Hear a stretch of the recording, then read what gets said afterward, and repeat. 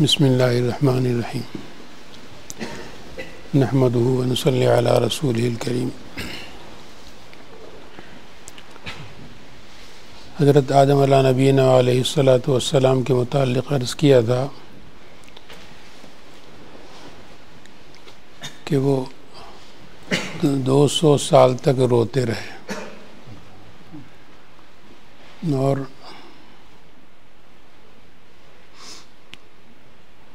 دو سو سال تک رونے کے ساتھ انہوں نے مارے شرم کے شرمندگی کا احساس اس قدر تھا کہ آسمان کی طرف ایک دفعہ نگاہ نہیں اٹھائی۔ تو وہاں میں نے عرض کیا تھا کہ ہم حضرت آدم علیہ نبینا علیہ الصلاۃ والسلام کا جب یہ قصہ پڑھیں تو ہمیں اپنے متعلق یہ احساس ہونا چاہیے کہ ہم ہر گھڑی، ہر آن، ہر قدم نہیں، ہر لحظہ، ہر پلک جھپکتے ہم حق تعالی شانہ کو ناراض کرتے رہتے ہیں، مگر اس کا کوئی ہمیں احساس اور کوئی شرمندگی اور دل پر اس کا کوئی اثر نہیں۔ اور حضرت آدم علیہ نبینا علیہ الصلاۃ والسلام یہ جو روتے رہے تو کاہے کے لیے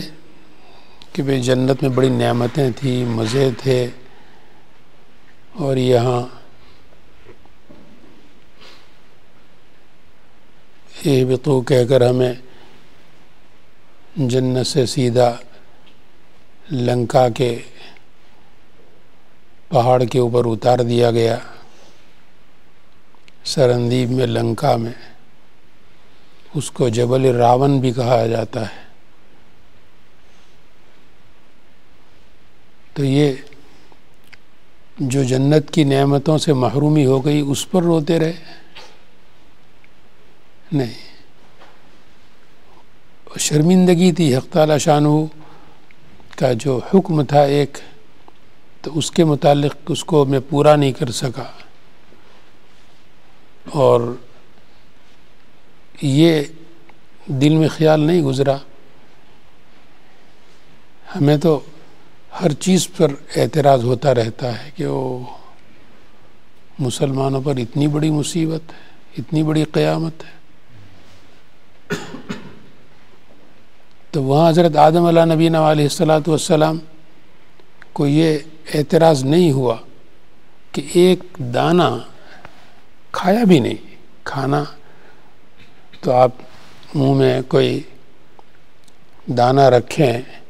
اور پھر تھوک دیں تو آپ کا روزہ اسی طرح ہے، روزے پر بھی کوئی اثر نہیں پڑتا۔ اسی لیے لکھا ہے کہ جو ساس بہت سخت گیر ہو یا سسرال والے بڑے سخت گیر ہوں، ان کے ظلم سے بچنے کے لیے اگر بہو کھانا پکاتے ہوئے منہ میں چکھنے کے لیے کبھی لڑائی ہوگی دسترخوان پر کہ یہ کڑوا ہے، یہ کھارا ہے، یہ تیکھا ہے، تو منہ میں ذرا سا لے کر تھوک دے تو اس کے روزے پر کوئی اثر نہیں پڑے گا، اس لیے کہ ابتلاع کو کہا جاتا ہے جو حلق سے نیچے اترے گا۔ عقل نہیں ہوا تو روزہ اسی طرح۔ تو یہاں حضرت آدم علیہ نبینا علیہ الصلاۃ والسلام کے متعلق بھی ذوق چکھنا، صرف ٹیسٹ کیسا ہے اس کا تو نکال ہی دیا، حلق سے نیچے نہیں گیا، لیکن اس پر کتنی بڑی سزا۔ تو یہ جنت کی نعمتوں سے محرومی پر رونا نہیں تھا، حضرت آدم علیہ نبینا علیہ الصلاۃ والسلام کا رونا حق تعالی شانہ ناراض کیوں ہے، ان کو میں نے ناراض کر دیا اپنی اس ایک حرکت سے۔ تو وہ میں نے کل تو عرض کیا تھا کہ 200 سال تک روتے رہے۔ حضرت شاہ عبدالحق محدث دہلوی رحمۃ اللہ علیہ نے مدارج النبوہ میں مسعودی کی روایت نقل کی ہے، وہ فرماتے ہیں کہ 300 برس روتے رہے۔ اور وہ رونا کیسا تھا؟ ایک اور روایت میں ہے کہ وہ رونا ایسا تھا کہ حضرت آدم علیہ نبینا علیہ الصلاۃ والسلام کی آنسوؤں کو اکٹھا کیا جائے اور ان کی ذریت اور اولاد قیامت تک جو آئے گی وہ کسی وجہ سے بھی روتی رہے اور ان کا دونوں کا موازنہ کیا جائے تو حضرت آدم علیہ نبینا علیہ الصلاۃ والسلام کے آنسوؤں کا پانی وہ جھک جائے گا اور بڑھ جائے گا ان آنسوؤں سے۔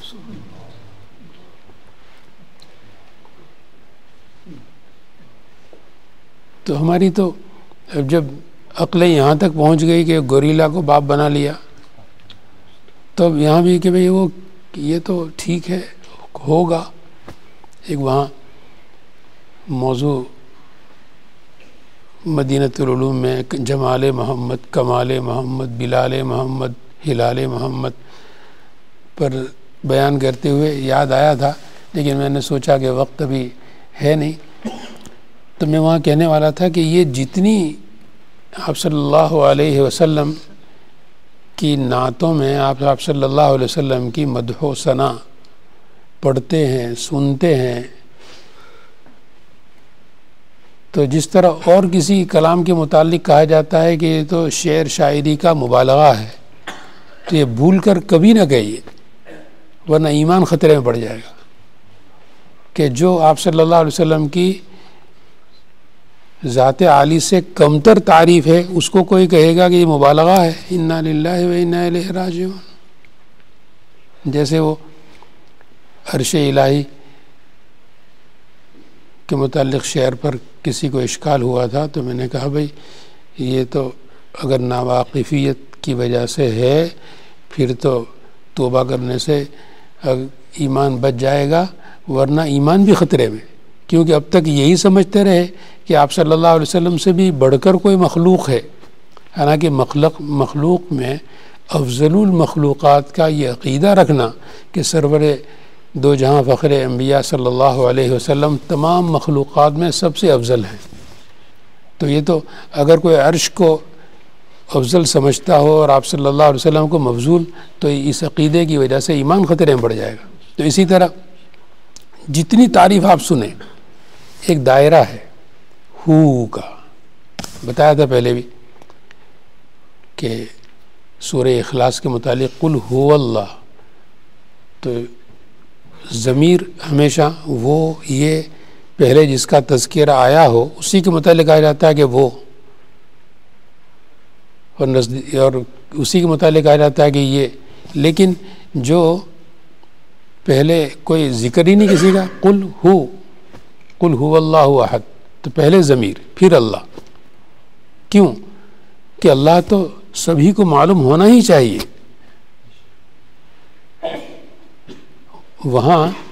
کسی کے پڑھائے بغیر، سکھائے بغیر،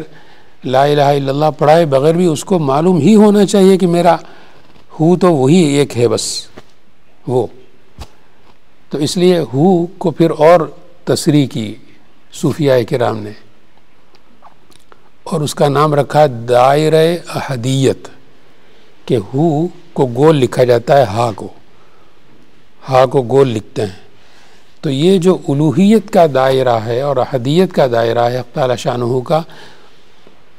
اس سے ماورا، اس کے باہر سرکار دو عالم صلی اللہ علیہ وسلم کی جتنی صفت بیان کی جائے وہ سب ہیچ، سب کمتر، ہاں وہ ٹچ نہیں ہونا چاہیے دائرہ الوہیت، کہ وہ جنہوں نے ثالث و ثلاثہ کہا، جنہوں نے عزیر ابن اللہ کہا، جنہوں نے مسیح ابن اللہ کہا، تو یہ اس دائرے کے اندر داخل ہو گئے، اس کو پار کر لیا، اس کی اجازت نہیں کسی طرح سے بھی۔ خیر، تو میں وہاں یہ موضوع ذہن میں آیا بیان کرتے ہوئے، پھر میں نے عرض کر دیا تھا کہ یہ جو آپ صلی اللہ علیہ وسلم کے اشعار کے متعلق بیان کیا گیا، تو کبھی کسی موقع پر بھی بلا سمجھے ہرگز یہ نہ کہیے کہ یہ مبالغہ ہے، اور اگر وہ مبالغہ ہو جائے پھر تو ایمان نہیں رہتا، اگر دائرہ الوہیت تک پہنچا دے کوئی۔ تو اور باقی جتنی تعریف کی جائے گی ساری سرکار دو عالم صلی اللہ علیہ وسلم کی ذات عالی سے کم تر شمار ہوگی۔ تو اسی طرح یہاں بھی کوئی کہے گا کہ ایک آدم کا رونا، چاہے وہ 200 برس ہو، 300 برس ہو، اور تم نے کہہ دیا کہ یہ ساری دنیا بھر کی جتنی انسانیت ہے ان سب کے رونے سے وہ بڑھ گئے، ان کے آنسو بڑھ گئے، تو انہوں نے حضرت آدم علیہ نبینا علیہ الصلاۃ والسلام کو ہمارے متعلق بالشتیہ سوچا ہوگا کہ چھوٹا سا جسم۔ ان کی قد و قامت 60 برس 60 ہاتھ بیان کی گئی ہے، 60 ہاتھ کی لمبائی، اور حضرت آدم علیہ نبینا علیہ الصلاۃ والسلام کہ سینکڑوں نہیں بلکہ ہزاروں برس بعد جو حضرت دانیال آئے ہیں، تو ان کی نعش کو تو حضرات صحابہ رضی اللہ تعالیٰ عنہ مجمعین نے خود دیکھا، اور حضرت عمر بن خطاب رضی اللہ تعالیٰ عنہ کو عریضہ لکھا کہ یہاں اس جگہ پر ایک خزانہ تھا، تو ہم نے دروازہ کھولا تو وہاں ایک نعش ملی ہے بالکل صحیح سالم، اور اس کے ساتھ یہ کتابیں ہیں اور یہ چیزیں ہیں۔ تو حضرت دانیال کے صحیفے اس کے ساتھ رکھے ہوئے تھے۔ تو حضرت عمرو بن عاص رضی اللہ تعالیٰ عنہ اس قصے میں حضرت دانیال کی ناک کا سائز بیان کرتے ہیں، وہ فرماتے ہیں کہ 1 یارڈ کی ان کی ناک تھی۔ تو جب اتنا بڑا جسم روئے گا، اور جیسا میں نے عرض کیا کہ ہم حضرت شیخ نور اللہ مرقدہ کو مسجد نبوی میں لے کر پہنچے، اور اب وہاں بسم اللہ والصلاۃ والسلام علی رسول اللہ کے ساتھ جو رونا شروع ہوتا تھا، تو وہ گھنٹوں دیکھتے رہتے تھے کہ کیسے روتے ہوں گے، یہ کتنی طاقت رونے کی کہاں سے لاتے ہیں۔ ہم تو ذرا سی دیر کوئی روئیں گے بھی تو سر میں درد ہو جائے گا۔ تو اپنے اوپر قیاس نہ کیجیے۔ حضرت آدم علیہ نبینا علیہ الصلاۃ والسلام کے اس رونے کو کہ جس میں کہا گیا کہ وہ آنسو حضرت آدم علیہ الصلاۃ والسلام کے دنیائے انسانیت کے آنسوؤں کے ساتھ تولے جائیں، موازنہ کیا جائے، تو ان کے آنسو آدم علیہ السلام کے بڑھ جائیں گے۔ حق تعالیٰ شانہ مولا کو خوش کرنے کے لیے، راضی کرنے کے لیے اس طرح رونے کی ہمیں حق تعالیٰ توفیق عطا فرمائے، اور ہمیں اپنی حرکتوں پر ندامت نصیب فرمائے۔